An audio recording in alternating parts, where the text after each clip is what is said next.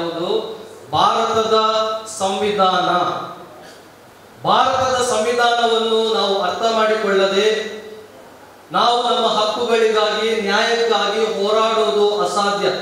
ಇವತ್ತು ನಮ್ಮಲ್ಲಿ ಅನೇಕರಿಗೆ ಭಾರತದ ಸಂವಿಧಾನ ನಮಗೆ ಏನು ಹಕ್ಕು ಕೊಟ್ಟಿದೆ, ಡಾಕ್ಟರ್ ಬಿ.ಆರ್. ಅಂಬೇಡ್ಕರ್ ಅವರು ಏನು ಹಕ್ಕು ಕೊಟ್ಟಿದ್ದಾರೆ ಎಂಬುದಾಗಿ ನಮಗೆ ಗೊತ್ತಿಲ್ಲ.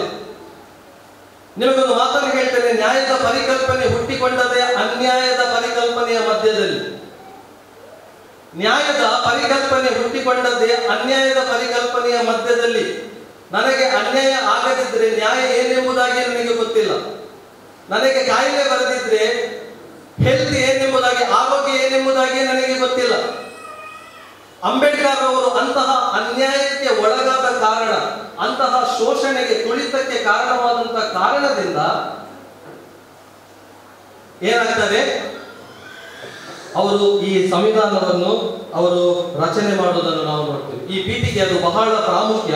ನಾನು ಅದನ್ನು ಹೇಳಿ, be the people of India having solemnly resolved to constitute our nation India into a sovereign, democratic republic and secular, and to ensure to all citizens, idu bahala pramukya, to ensure all citizens justice.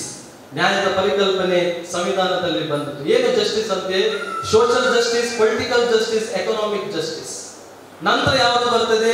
Liberty. ಯಾವ liberty? ನಮ್ಮ faith ಆಗಿರ್ಬೋದು, ನಮ್ಮ ಧರ್ಮವಾಗಿರ್ಬೋದು, ಪ್ರತಿಯೊಂದರ ವಿಷಯದಲ್ಲಿ liberty. Then equality ಮತ್ತು ಏನು? Fraternity, ಭ್ರಾತೃತ್ವ, ಸಹೋದರತ್ವ. ನೋಡಿ, ಇದು ನಮಗೆ ಸಂವಿಧಾನ ಕೊಡುವಂತಹ ಬಹಳ ಪ್ರಾಮುಖ್ಯವಾದಂತಹ ಒಂದು ವಿಚಾರ. ಸಂವಿಧಾನದಲ್ಲಿ ಬಹಳ ಪ್ರಾಮುಖ್ಯವಾಗಿ ನೀವು ಸಂವಿಧಾನದ ಪರಿಚಯದ 3ನೇ ಭಾಗವನ್ನು ಓದಿದ್ರೆ ಸಾಧಾರಣ ಆರ್ಟಿಕಲ್ 12 to 35 ಮೂಲಭೂತ ಹಕ್ಕುಗಳ ಬಗ್ಗೆ ಬರೆಯಲ್ಪಟ್ಟಿದ್ದು. ಅದರಲ್ಲಿ ಬಹಳ ಪ್ರಾಮುಖ್ಯವಾದಂಥದ್ದು ಆರ್ಟಿಕಲ್ 14 ನಾವೆಲ್ಲರೂ ಕೂಡ ಸಮಾನರು ಎಂಬುದಾಗಿ, ಆರ್ಟಿಕಲ್ 19 ನಮಗೆ ನಮ್ಮ ಅಭಿವ್ಯಕ್ತಿ ಸ್ವಾತಂತ್ರ್ಯ ಇದೆ ಎಂಬುದಾಗಿ, ಮತ್ತು ಆರ್ಟಿಕಲ್ 32 ನನ್ನ ಮೂಲಭೂತ ಹಕ್ಕು ಯಾವುದಾದರೂ ಉಲ್ಲಂಘನೆ ಆದರೆ ನಾನು ನೇರವಾಗಿ ಸುಪ್ರೀಂ ಕೋರ್ಟ್ಗೆ, ಮಾನ್ಯ ಸರ್ವೋಚ್ಚ ನ್ಯಾಯಾಲಯಕ್ಕೆ ಹೋಗಿ ನನ್ನ ಮೂಲಭೂತ ಹಕ್ಕನ್ನು ರಕ್ಷಿಸಿಕೊಳ್ಳುವಂಥದ್ದು. ಮತ್ತು ಬಹಳ ಪ್ರಾಮುಖ್ಯವಾಗಿ ಆರ್ಟಿಕಲ್ 21 ನನ್ನ ಜೀವಿಸುವ ಹಕ್ಕು, ದ ರೈಟ್ ಟು ಲೈಫ್. ಇದು ಎಲ್ಲಿಯಾದರೂ ವೈಲೇಷನ್ ಆದರೆ ನನಗೆ ನನ್ನ ಸಂವಿಧಾನ ರಕ್ಷಣೆಯನ್ನು ಕೊಡ್ತದೆ. ಇದಕ್ಕೆ ಕಾರಣ ಯಾವುದು ಗೊತ್ತುಂಟಾ? ಇದಕ್ಕೆ ಕಾರಣ ದ ಕಾನ್ಸೆಪ್ಟ್ ಆಫ್ ಜಸ್ಟಿಸ್. ಇದನ್ನು ಪ್ರತಿಪಾದಿಸಲಿಕ್ಕೆ ಪ್ರವಾದಿ ಮಹಮ್ಮದ್ ಇರಬಹುದು, ಅಥವಾ ನಾವು ಏನೆಲ್ಲ ನಾವು ಹೇಳ್ತೇವೆ, ಯಾರು ಕೂಡ ಇದನ್ನೇ ಪ್ರತಿಪಾದಿಸಲಿಕ್ಕೆ ಅವರು ಬಂದರು. ನಾನು ಒಂದು ಮಾತನ್ನು ಹೇಳಿ, ನನ್ನ ಟೈಮ್ ಆಯಿತು, ನಾನು ಒಂದು ಮಾತನ್ನು ಹೇಳ್ತೇನೆ. ಇವತ್ತು ನಾವು ಪ್ರತಿಯೊಬ್ಬರ ಬಾಯಲ್ಲಿ ಅಥವಾ ಭಾಷಣಕಾರರ ಬಾಯಲ್ಲಿ ಇವತ್ತು ನಾವು ಒಂದು ಮಾತನ್ನು ಕೇಳ್ತಿದ್ದೇವೆ, ಏನೆಂದ್ರೆ ಧರ್ಮೋ ರಕ್ಷತಿ ರಕ್ಷಿತಃ ಎಂಬುದಾಗಿ, ಅಲ್ವಾ? ಏನು ಅದರ ಅರ್ಥ? ಧರ್ಮೋ ರಕ್ಷಿತಿ ರಕ್ಷಿತ ಎಂಬುದಾಗಿ ಹೇಳುವಾಗ ಧರ್ಮವನ್ನು ರಕ್ಷಿಸುವವರನ್ನು ಧರ್ಮ ರಕ್ಷಿಸ್ತದೆ ಎಂಬುದಾಗಿ ಇವತ್ತು ಹೇಳ್ತಾರೆ.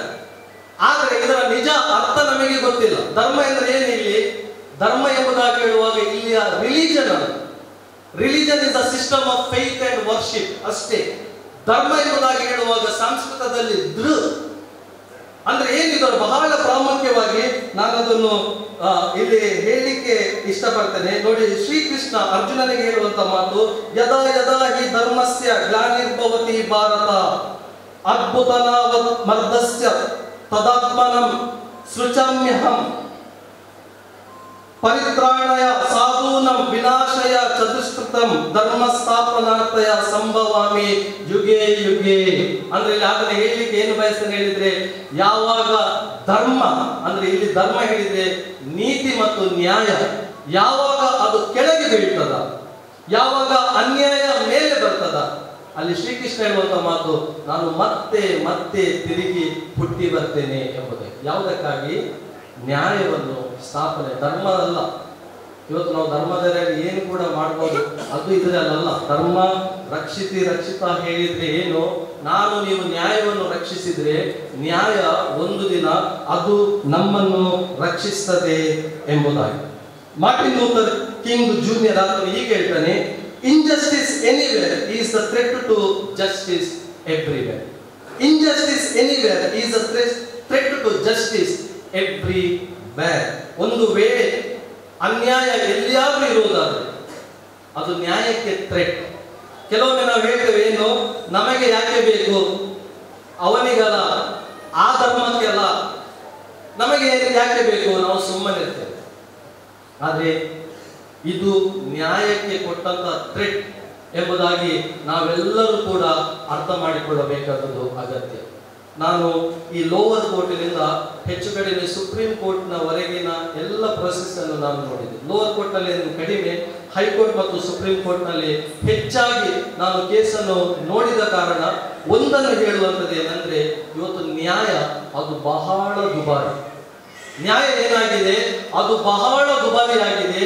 ನ್ಯಾಯಕ್ಕಾಗಿ ಹೋರಾಡುವವರ ಪರಿಸ್ಥಿತಿ ಇವತ್ತು ಯಾವ ಮಟ್ಟಕ್ಕೆ ಬಂದಿದೆ ಎಂಬುದಾಗಿ ಹೇಳುವಾಗ ನಾವೇನ್ ಹೇಳ್ತೇವೆ, ನನಗೆ ನ್ಯಾಯವೇ ಬೇಡ. ಅದಕ್ಕೆ ಜರ್ಮನ್ ಪ್ರೋಬ್ನಲ್ಲಿ ಇದೆ, ಏನ್ ಹೇಳ್ತದೆ, ಜರ್ಮನ್ ಪ್ರೋಬ್ನಲ್ಲಿ ಏನ್ ಹೇಳ್ತದೆ, ಒಬ್ಬನ ಆಡು ಕಳೆದು ಹೋಯ್ತಂತೆ.